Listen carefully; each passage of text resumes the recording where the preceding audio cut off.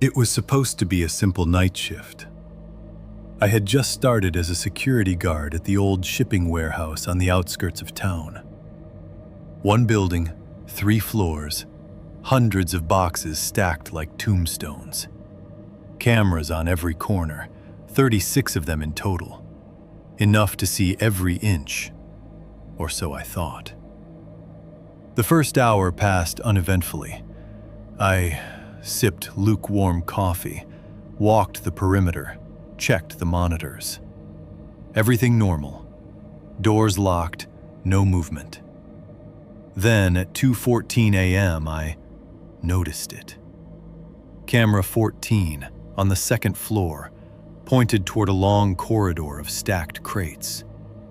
A figure was standing there. Tall, thin, motionless. Too far away to see details, but enough to notice it didn't belong. I grabbed my flashlight and walked toward the corridor.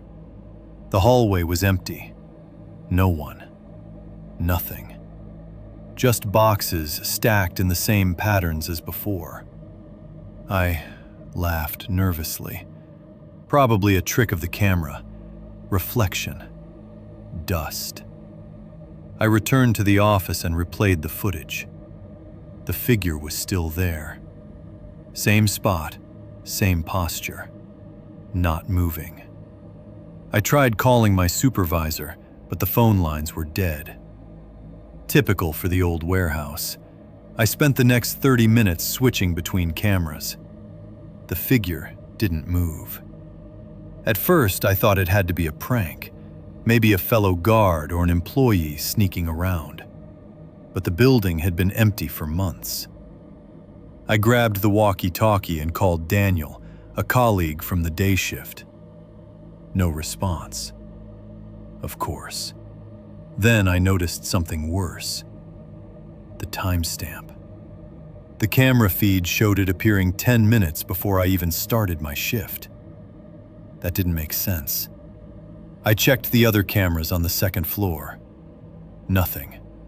No reflection, no shadow, no sign of movement.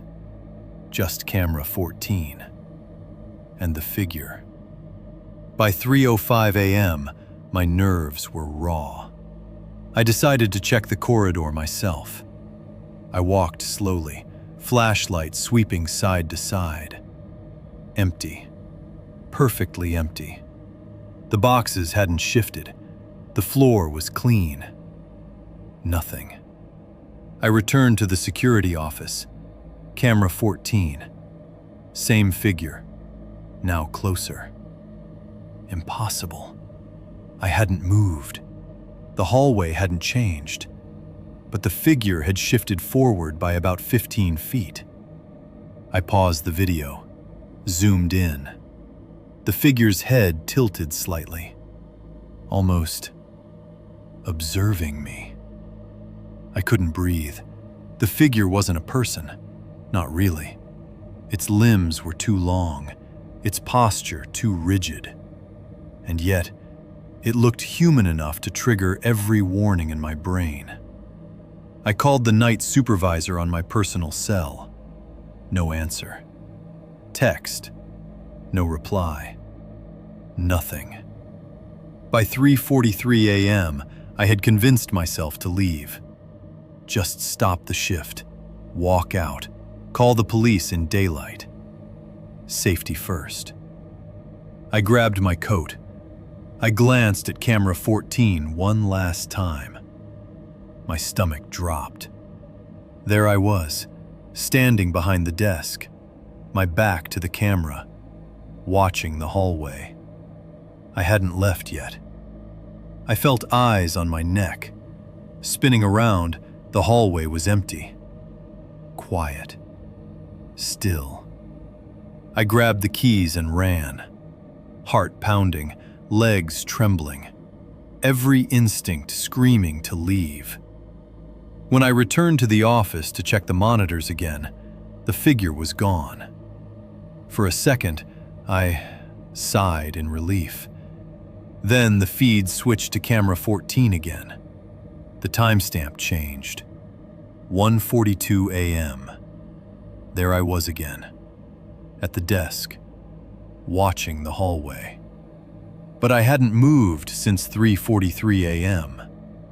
I barely slept that night. Every small noise, every flicker of light felt like it could be the figure appearing behind me. The next day, I reviewed the footage again. Zoomed in. Nothing appeared out of place. The building had been empty. My shift log matched the security report. Yet, the figure had been there. And when I checked the timestamps, one thing was undeniable. It was following me. I returned to the warehouse the next night, thinking maybe I had imagined it. Maybe exhaustion or stress. Camera 14. Same corridor. Same figure. Now closer than before, standing at the intersection of two hallways. Motionless. Waiting. I decided to walk that corridor. Nothing. Empty. Heart racing. Every step echoing. By 2:50 a.m., the figure had moved again. Closer. The shadows of the boxes stretched oddly, elongated, almost reaching out. I reached for the intercom to call the office. The line cracked. Then my own voice, from the speaker. "Leave before it sees you." I froze. No one else was in the building, only me. The next hour became a nightmare of flashing cameras, distorted timestamps, and glimpses of something moving too fast for the eye to see. At 4:17 a.m., I sat at the desk, trying to calm myself. Every feed was normal, all corridors empty, except camera 14. The figure was gone. I leaned back, thought maybe it had just been stress, too much coffee, imagination. Then I saw it, behind me, reflected in the darkened monitor screen, my own eyes staring back. And behind them, the tall, thin figure. It wasn't moving, just observing, waiting. I didn't finish my shift. I didn't return. Daniel quit shortly after. The warehouse closed for renovations. Camera 14 was removed. I don't know if it followed anyone else after, but every time I hear static, every time I see shadows and reflections, I think about that hallway, that figure, and the camera that doesn't lie, but doesn't always show what's real.